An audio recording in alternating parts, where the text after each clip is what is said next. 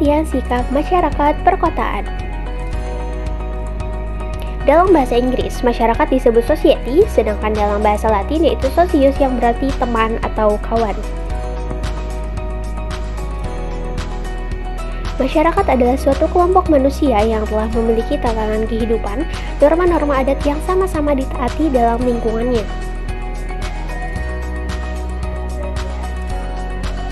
Pengertian sikap masyarakat perkotaan menurut Max Weber, kota menurutnya apabila penghuni setempatnya dapat memenuhi sebagian besar kebutuhan ekonominya di pasar lokal.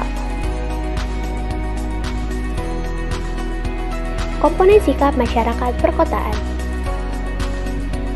Komponen kognitif berupa apa yang dipercayai oleh subjek pemilik sikap. Komponen afektif merupakan komponen perasaan yang menyangkut aspek emosional. Komponen konatif merupakan aspek kecenderungan berperilaku intensi tertentu sesuai dengan sikap yang dimiliki oleh subjek, yaitu kemungkinan yang disadari bahwa perilaku tertentu akan terjadi. Ciri-ciri sikap masyarakat perkotaan. A. Heterogenesis sosial. Kota merupakan meeting pot bagi aneka suku maupun ras, sehingga masing-masing kelompok berusaha di atas kelompok lain. B. Hubungan sekunder. Dalam masyarakat kota, pergaulan dengan sama anggota atau orang lain. C. Toleransi sosial. Masyarakat kota tidak memperlukan tingkah laku samanya dan pribadi sebab masing-masing anggota mempunyai kesibukan sendiri. D. Kontrol sekunder. Anggota masyarakat kota secara fisik tinggal berdekatan tetapi secara pribadi atau sosial berjauhan. E. Mobilitas sosial. Di kota sangat mudah sekali terjadi perubahan maupun perpindahan status, tugas maupun tempat tinggal. F. Individual. Akibat hubungan sekunder maupun kontrol sekunder, maka kehidupan masyarakat di kota menjadi individual. G. Ikatan sukarela. Walaupun hubungan sosial bersifat sekunder, tetapi dalam organisasi tertentu yang mereka sukar, kesenian, olahraga, politik, secara sukarela ia menggabungkan diri dan berkorban. H. Segregasi kekurangan. Akibat dari integritas sosial dan kompetisi ruang, terjadi pola sosial, ras, dan kompetisi ruang, terjadi pola sosial yang berdekatan pada sosial ekonomi, ras, agama, suku bangsa, dan sebagainya. Nah, selanjutnya ada tingkatan dan fungsi masyarakat perkotaan. Yuk kita simak apa aja sih tingkatan dan fungsi masyarakat perkotaan. Nah, yang pertama ada tingkatan masyarakat perkotaan. Beberapa tingkatan memiliki perbedaan satu sama lain dan dapat terjadi pada setiap orang. Menurut Fitriani, sikap terdiri atas 4 tingkatan yang dimulai dari terendah hingga tertinggi. Yang pertama ada menerima atau receiving. Menerima berarti mau dan memperhatikan stimulus yang diberikan atau objek. Yang kedua ada merespon atau responding, memberikan jawaban jika ditanya, mengerjakan dan menyelesaikan tugas yang diberikan merupakan indikasi dari sikap ini. Tidak memperhatikan benar atau salah, hal ini berarti individu tersebut menerima ide. Yang ketiga ada menghargai atau valuing, individu mengajak orang lain untuk mengerjakan atau mendiskusikan suatu masalah. Yang keempat ada bertanggung jawab atau responsible. Sikap yang paling tinggi ini dengan skala resiko yang bertanggung jawab terhadap sesuatu yang telah dipilih. Nah, yang kedua ada fungsi masyarakat perkotaan. Suatu sikap individu perkotaan merupakan salah satu hal yang mempengaruhi sikap seseorang. Sikap ini juga terbentuk dalam ekspresi yang dikeluarkan melalui tindakan yang terjadi.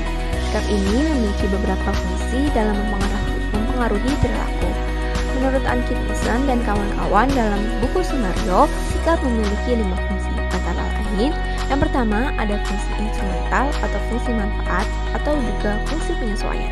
Disebut fungsi manfaat karena sikapnya dapat membantu mengetahui sejauh mana sih manfaat objek sikap dalam pencapaian tujuan.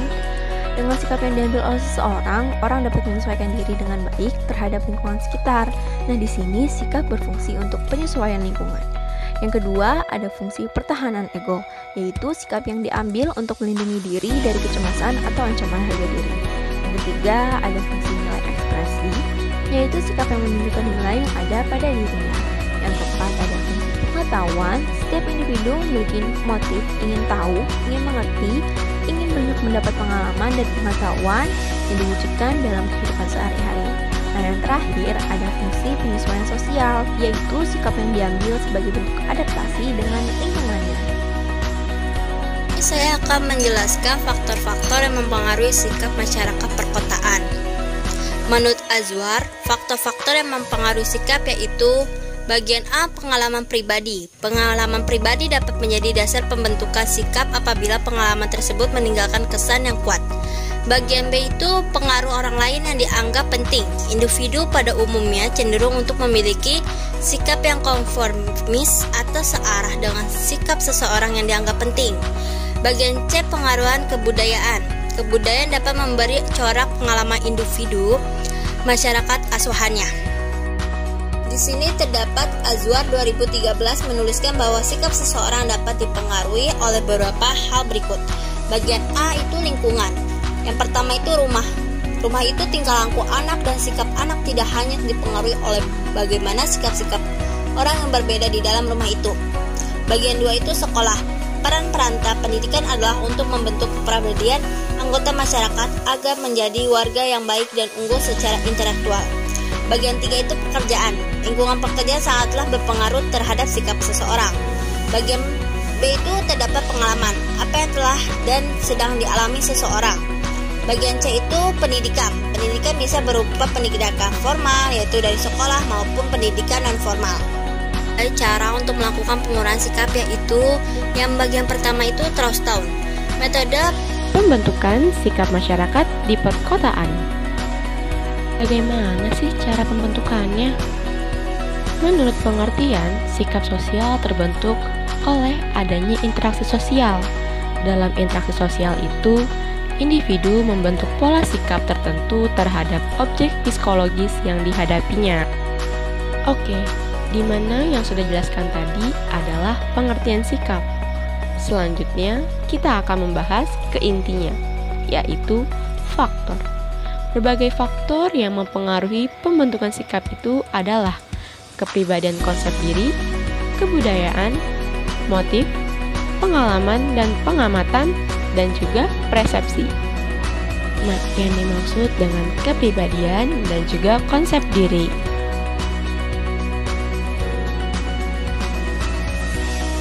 Selanjutnya adalah kebudayaan dan juga motif.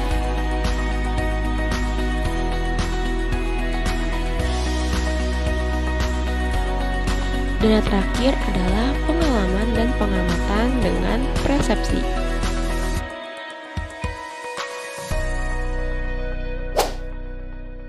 Pengaruh sosial masyarakat di perkotaan. Menurut Ferdinand Tönnies, tahun 1855 sampai 1936, seorang sosiologi asal Jerman mengkategorikan masyarakat ke dalam dua bentuk, yaitu yang pertama adalah Gemeinschaft atau desa yang berlandaskan natural will, dan Gesellschaft atau kota yang berlandaskan rational will. Masyarakat kota identik dengan masyarakat yang memiliki interaksi secara luas dengan mengenal pabrik industri modern, muncullah kompetisi dalam bidang perekonomian, berhubungan satu dengan yang lain secara impersonal dan berlandaskan hubungan atas dasar manfaat secara ekonomi. Pola perubahan dari masyarakat ke desa ke kota berjalan secara alamiah mengikuti proses alam seiring dengan perjalanan waktu. Oke, setelah mempelajari tentang pengaruh sosial masyarakat perkotaan, berikutnya adalah dampak dari perubahan sosial masyarakat perkotaan. Dampak dari perubahan sosial masyarakat perkotaan ada 7. Yang pertama ada kesenjangan yang semakin besar.